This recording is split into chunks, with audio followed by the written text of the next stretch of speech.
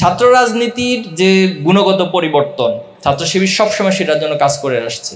আমরা বিশ্বের বিভিন্ন যে ছাত্র সংগঠনগুলো আছে সেখানে যে ক্যাম্পাসে রাজনীতি রয়েছে সেটা নিয়ে স্টাডি করার চেষ্টা করেছি। সেখানে আমরা দেখেছি যে সবাই ছাত্র রাজনীতি মানে হলো শিক্ষার্থী বান্ধব কর্মসূচি নিয়ে হাজির হবে, ছাত্রদের কল্যাণমূলক কার্যক্রম নিয়ে হাজির হবে, ছাত্রদের অধিকারগুলো যেন প্রশাসন থেকে আদায় করা যায় এই রিলেটেড কর্মসূচি তারা নিবে। সমাজে বা রাষ্ট্রের কি সমস্যাগুলো আছে সে সমস্যাগুলো নিয়ে তারা পলিসি ডিবেটের আয়োজন করে, পলিসি পেপার আহ্বান করে এবং সেখান থেকে সরকারের কাছে একটা চমৎকার সলিউশন পেপার তারা রেডি করে দেয়। তা আমরাও চাই যে ছাত্র রাজনীতি মানেই এমন একটা গুণগত পরিবর্তনের মধ্য দিয়ে যাবে। সেখানে কেউ কারো উপর জোর করে কিছু চাপিয়ে দিবে না, কেউ কারো উপর জোর করে আদর্শ চাপিয়ে দিবে না, গোলামীতন্ত্র সেখানে থাকবে না। আমরা এমন একটা ছাত্র রাজনীতি চাই। তা আমরা বিশ্বাস করি রাজশাহীর ঐতিহ্যবাহী শিক্ষা প্রতিষ্ঠান হিসেবে আপনারা আপনাদের এই ক্যাম্পাসের পরিবেশকে রক্ষার জন্য, ছাত্র রাজনীতির যে গুণগত পরিবর্তনের জন্য এবং বৈশ্বিক মডেল প্রতিস্থাপনের জন্য আপনারা গুরুত্বপূর্ণ ভূমিকা রাখবেন। একজন প্রশ্ন করেছেন, ছাত্র সংসদগুলোতে শিবিরের প্যানেলের ভূমিদস্যু বিজয়ের কারণ কি? প্রথমত আমরা আল্লাহর শুকরিয়া আদায় করি। আমরা মনে করি একজন ব্যক্তি হিসেবে, বান্দা হিসেবে আমাদের নিজস্ব কোনো ক্রেডিট নেই, আমাদের নিজস্ব কোনো যোগ্যতা, দক্ষতা কোনো কিছু নেই। আল্লাহ তাআলা আমাকে যতটুকু দিয়েছেন সেটাকে কাজে লাগানোর জন্য আমরা সর্বাত্মক প্রচেষ্টা চালিয়েছি, বাট ফাইনালি আল্লাহ তাআলাই বিজয় দান করেছেন। আপনি যদি ইসলামের পার্সপেক্টিভ থেকে দেখেন, যেখানে কোরআনে বিজয়ের কথা বলা হয়েছে সেখানে নাসর অর্থাৎ সাহায্যের কথা বলা হয়েছে। সূরা নাসরের মধ্যে আল্লাহ বলছেন, ইজা জাআ নাসরুল্লাহি ওয়াল ফাত ওয়া রাআইতান নাস ইয়াদখুলুনা ফি দীনিল্লাহি আফওয়াজা। অর্থাৎ যখন আল্লাহ তাআলার সাহায্য আসে তখন তোমাদের জন্য বিজয়টা অবধারিত হয়ে যায়। এরপর আল্লাহ তাআলা নাসরুম মিনাল্লাহি ওয়া ফাতহুম করিব সূরা সফের মধ্যে এই কথাটা বলেছেন যে যখন আল্লাহ তাআলার সাহায্য আসে তখন তোমাদের জন্য বিজয় অতি নিকটবর্তী অবস্থানে চলে আসে। এরপরে বদরের যুদ্ধে আমরা দেখেছি আল্লাহ রাসূল সাল্লাল্লাহু আলাইহি সাল্লাম খুবই সামান্য কিছু সংখ্যক যোদ্ধাকে নিয়ে, মুজাহিদকে নিয়ে কাফেরদের বিশাল একটা বাহিনীকে, তার মানে 3 গুণ সৈন্য সংখ্যা বেশি ছিল এবং অস্ত্রশস্ত্র এবং দুনিয়াবি যে প্রোডাক্ট বা উপকরণ সেই জায়গা থেকে আল্লাহ রাসূল সাল্লাল্লাহু আলাইহি সাল্লাম দুনিয়ার কম্পারিজনে স্টাডিতে অনেক পিছিয়ে ছিলেন। কিন্তু আল্লাহ তাআলার কাছে আল্লাহ রাসূল সাল্লাল্লাহু আলাইহি সাল্লাম দোয়া করেছিলেন যে আল্লাহ, আমরা যদি আজকে কোনো কারণে কাফের শক্তির কাছে পরাজিত হই তাহলে তোমার দ্বীনকে, তোমার ন্যায় এবং ইনসাফ প্রতিষ্ঠাকে, তোমার পক্ষ থেকে যে পাঠানো দ্বীন হক, দ্বীনুল হক, সে দ্বীনে হককে প্রতিষ্ঠা করার মতো, প্রচার করার মতো মানুষ থাকবে না। এজন্য তুমি আমাদেরকে সাহায্য করো। আল্লাহ তাআলা সেখানে সাহায্য করে, লাকাদ নাসারাকুমুল্লাহু বিবাদর, আল্লাহ তাআলা বদরের মধ্যে সাহায্য করেছেন দেখেই এত শক্তিশালী একটি বাহিনীর বিরুদ্ধে আল্লাহ রাসূল সাল্লাল্লাহু আলাইহি ওয়াসাল্লাম জয়লাভ করেছে।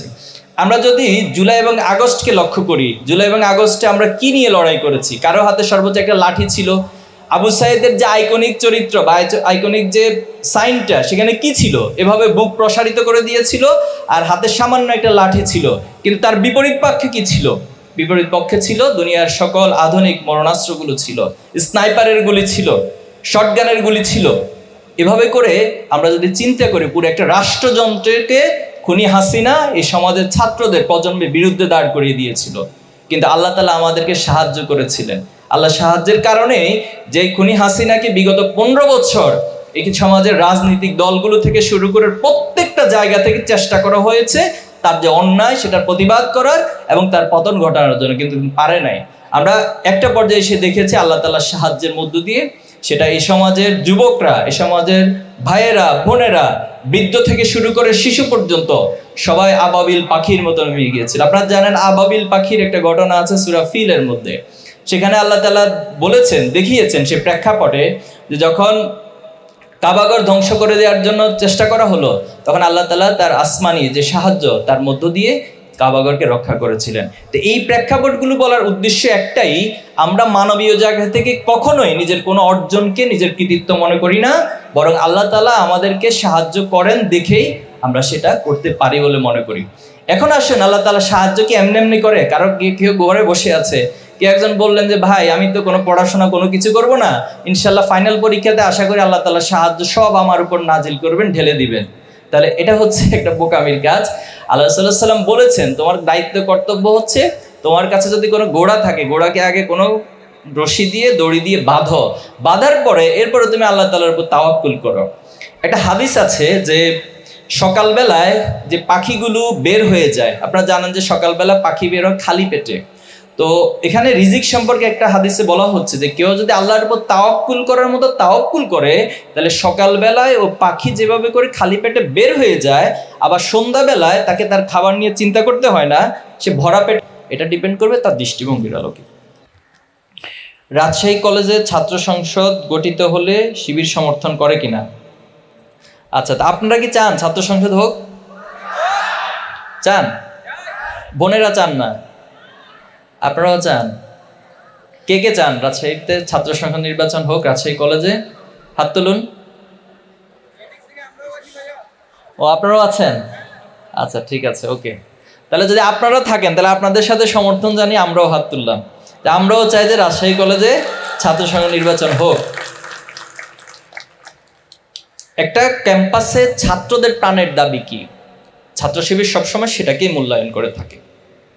আলহামদুলিল্লাহ, ডাকসু, জাকসু, রাকসু, চাকসু 4টা ইউনিভার্সিটিতে হয়েছে। ইতিমধ্যে জগন্নাথ ইউনিভার্সিটি, এরপরে শাহজালাল বিজ্ঞান প্রযুক্তি এবং বেগম রোকেয়া বিশ্ববিদ্যালয়, সেখানে একটা রোডম্যাপ ঘোষণা করা হয়েছে। তা আমরা আশা করব শিক্ষার্থীদের প্রকৃত প্রতিনিধি উঠে আসুক, সেটা যে দল থেকে হোক, যে ব্যক্তিকে হোক। ছাত্ররা, শিক্ষার্থীরা যাকে সবচেয়ে তাদের জন্য লিডারশিপের জায়গা থেকে যোগ্যতা সম্পন্ন মনে করবে, আমরা মনে করি যে সে যে দলেরই হোক তার নেতৃত্বে আসা উচিত। তো আমরা প্রশাসনের কাছে দাবি জানাচ্ছি, এবং আপনারা যদি একমত থাকেন, ইনশাল্লাহ ছাত্র শিবিরের জায়গা থেকে আমরা এই নির্বাচন আয়োজন থেকে শুরু করে সার্বিকভাবে আপনাদের পাশে থাকবো ইনশাআল্লাহ। সম্মানিত ভাই এবং বোনেরা, আমি প্রশ্ন উত্তর পর্বটা এখানে শেষ করছি, অনেক লম্বা হয়ে যাচ্ছে। সংক্ষেপে কয়েকটা বিষয় বলবো। প্রথমত হচ্ছে, জুলাইয়ের যে আন্দোলন হয়েছে, এই জুলাইয়ের আন্দোলন হঠাৎ করে ঘটে যাওয়া কোনো বিষয় নয়। এটাকে একটা আদর্শিক জাগরণ হিসেবে আমাদেরকে গ্রহণ করতে হবে। জুলাইতে যারা জীবন দিয়েছে, যারা রক্ত দিয়েছে, তাদের একটা স্বপ্ন নিয়েই তারা দিয়েছিল। তারা চেয়েছে যে সমাজ বৈষম্যমুক্ত হোক, এই সমাজ থেকে ন্যায় প্রতিষ্ঠিত হোক, এবং যত ধরনের অন্যায় আছে, অসামঞ্জস্যতা আছে, সেটা নির্মূল ঘটুক। প্রত্যেকটা শহীদ পরিবারের কাছে আপনি যাবেন, তারা ঠিক এই আকাঙ্ক্ষাগুলোই লালন করে। তারা তাদের সন্তানকে হারিয়েছে, আমাদেরকে প্রায় সময় আমরা সান্ত্বনা দিতে গেলে তারা আমাদেরকে উল্টা সান্ত্বনা দেয়। তারা বলে যে আমার সন্তান শহীদ হয়েছে, এটা আমাদের জন্য গর্বের বিষয়, কিন্তু তোমাদের কাছে আমার সন্তানের দায় রয়েছে। তোমরা যাতে করে আমার সন্তান যে জন্য জীবন দিয়েছে সেটা বাংলাদেশে বাস্তবায়ন করতে পারো। এজন্য আমরা শহীদদের সে আকাঙ্ক্ষার প্রতি শ্রদ্ধা জানিয়ে এবং তাদের প্রতি আমাদের দায় অনুভব করে, তাদের রক্তের প্রতি দায় অনুভব করে, আমরা এই নতুন প্রজন্মকে তাদের আদর্শকে লালন করা এবং তাদের মধ্য দিয়ে যে একটা আদর্শিক জাগরণ তৈরি হয়েছে, এই আদর্শিক জাগরণের যেন একটা পার্মানেন্ট বাংলাদেশে প্রতিস্থাপিত হয়, সেটা যেন বিনির্মিত হয়, আমরা সেই প্রত্যাশা আপনাদের কাছে রাখছি। আমরা এই পৃথিবীতে কেন এসেছি যদি এই প্রশ্ন করি আমি আপনাদেরকে, নিঃসন্দেহে উত্তর আসবে, বিভিন্ন জনের কাছ থেকে বিভিন্ন উত্তর আসবে। তো এই পৃথিবীতে তো আমরা কেউ নিজের ইচ্ছায় আসি না। নিজের ইচ্ছায় কেউ এসেছি? নিজের ইচ্ছায় কেউ আসি না। আমাকে আল্লাহ তাআলা সৃষ্টি করেছেন, সৃষ্টি করে আল্লাহ তাআলা আমাকে এই দুনিয়াতে পাঠিয়েছেন। এবং মজার বিষয় হলো, এই দুনিয়াতে যখন আমি এসেছি, আল্লাহ তাআলা আমাকে একটা গাইডলাইন দিয়েছেন। জালিকাল কিতাবুল্লাহ রাইবা ফিহি হুদাল লিল মুত্তাকিন, হুদাল লিন নাস, মানুষের জন্য এটা হেদায়েত স্বরূপ। আবার তার বিপরীত পক্ষে যখন শয়তান সৃষ্টি হলো, শয়তান সৃষ্টির প্রেক্ষাপট আপনারা জানেন, যে যখন সে আল্লাহ তাআলার নাফরমানি করলো, তখন আল্লাহ তাআলা তাকে ক্ষতিগ্রস্তদের কাতারে শামিল করলো। তখন সে আল্লাহর কাছে কিছু পারমিশন নিয়েছে যে কিয়ামত পর্যন্ত তাকে হায়াত দেওয়া হোক, এবং মানুষের শিরা উপশিরায় রন্ধে রন্ধে গিয়ে সে যেন ওয়াসওয়াসা দিতে পারে, কুমন্ত্রণা দিতে পারে, এই ক্যাপাসিটি শয়তান আল্লাহর পক্ষ থেকে নিয়েছিল। সেই জন্য আমরা ভালো হিসেবে চলতে চাই। যেদিন আমরা দুনিয়াতে এসেছিলাম, নিঃসন্দেহে সবচেয়ে শুভ্র এবং একটা নিষ্পাপ একটা মন নিয়ে আমরা পৃথিবীতে এসেছি। কিন্তু প্রশ্ন হচ্ছে, এই সমাজের চারপাশের পরিবেশটা আমাকে অনেক সময় সে ভালোর উপরে টিকে থাকতে দেয় না, আমাকে খারাপের দিকে ধাবিত করে নিয়ে যায়। শয়তান আল্লাহর সাথে চ্যালেঞ্জ করেছে যে আমার ডানে বামে সামনে পিছনে চতুর্দিক থেকে আমি তাদেরকে হামলা করব। আমি দেখব যে তারা কিভাবে ভালোর কাজের উপর টিকে থাকে। এই জন্য আমাদেরকে শয়তানের হামলা থেকে যদি বাঁচতে হয়, তাহলে আল্লাহর ভয়কে মনের মধ্যে লালন করতে হবে। আল্লাহ তাআলার ভয়ের মধ্য দিয়ে আমার কাজগুলো পরিচালিত হবে। আল্লাহ তাআলা যে কাজগুলো পছন্দ করেন আমি সেই কাজগুলো করব, আর আল্লাহ তাআলা যে কাজগুলো আমাকে নিষেধ করেছেন সেই কাজগুলো থেকে আমি বিরত থাকব। যখন এই কাজগুলো আমি করতে পারবো, তখন আল্লাহ তাআলা আমার জন্য সহজ করে দিবেন। দেখেন, আল্লাহ তাআলা জীবন এবং মৃত্যু সৃষ্টি করেছেন কেন? আল্লাযী খালাকাল মাউতা ওয়াল হায়াতা লিয়াবলুয়াকুম আইয়ুকুম আহসানু আমালা, যেন সর্বোত্তম আমলটা আমি করি। এখন সর্বোত্তম আমল মানে হচ্ছে, একটু চিন্তা করে দেখেন যে কেউ যদি কোথাও প্রতিষ্ঠানে ভর্তি হয়, আপনি রাজশাহী কলেজে ভর্তি হয়েছেন, এখানের কিছু রুলস রেগুলেশন রয়েছে। আপনি যখন ক্লাসরুমে যান, ক্লাসের কিছু রুলস রয়েছে। এখন ক্লাসে গিয়ে যদি আপনি বলেন যে বাংলাদেশ একটি স্বাধীন সার্বভৌম রাষ্ট্র, স্যার বলো ঠিক আছে, এরপরে হচ্ছে এখানে 5ই আগস্ট হয়েছে, সেটাও কেন? যে মানুষের মধ্যে কোনো বৈষম্য থাকবে না। তো তাহলে বাবা তুমি এখন কি করবা? তখন বললো, স্যার আমার ব্যাগের মধ্যে একটা ফুটবল আছে, আপনি ক্লাস নেবেন আর আমি ক্লাসের মধ্যে এখানে ফুটবল খেলবো। এটা কোনো শিক্ষক মেনে নিবে? অন্য ছাত্ররা মেনে নিবে? মেনে নিবে না। কারণ আপনার যদি স্বাধীনতা থাকেও আপনি মাঠে যান, অন্য কোথাও যান, যেখানে যাওয়ার ইচ্ছে সেখানে গিয়ে খেলুন, কিন্তু যেখানে যে রুলস রেগুলেশন রয়েছে সে রুলস ভায়োলেশন করার আপনার অধিকার নাই। তো এই দুনিয়াটা সৃষ্টি করেছে আল্লাহ তাআলা, এই দুনিয়ার সার্বিক ব্যবস্থাপনাগুলো আল্লাহ পরিচালনা করছে।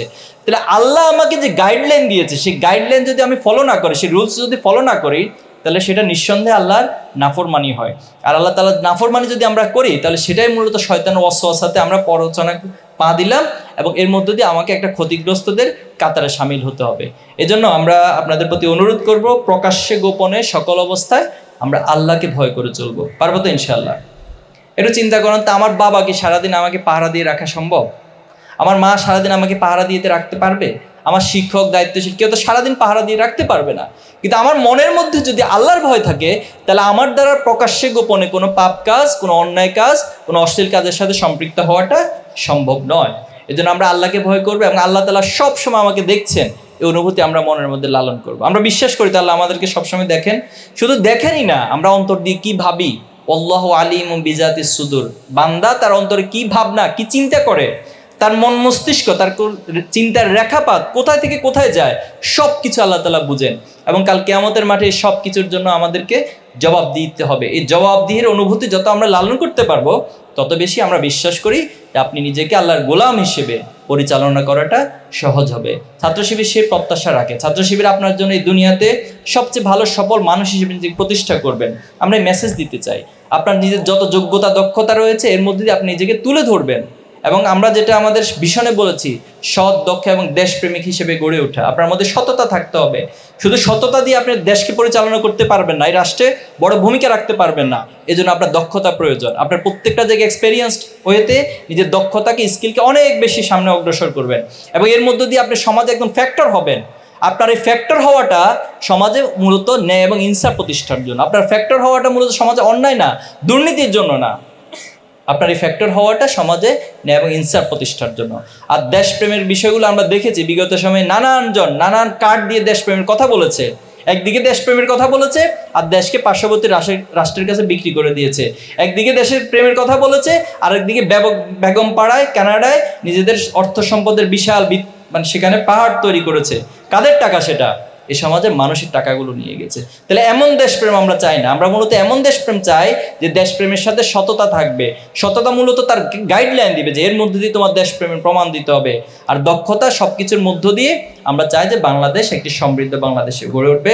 আগামী দিনে আপনারা হবেন সে সমৃদ্ধ বাংলাদেশ, সে স্বপ্নের বাংলাদেশ গড়ার অন্যতম কারিগর। আল্লাহ তাআলা সবাইকে কবুল করুক। আল্লাহ তাআলা আমাদেরকে দুনিয়াতে এবং আখেরাতে উভয় জায়গায় সম্মানিত করুক। আমিন। আসসালামু আলাইকুম রহমতুল্লাহ।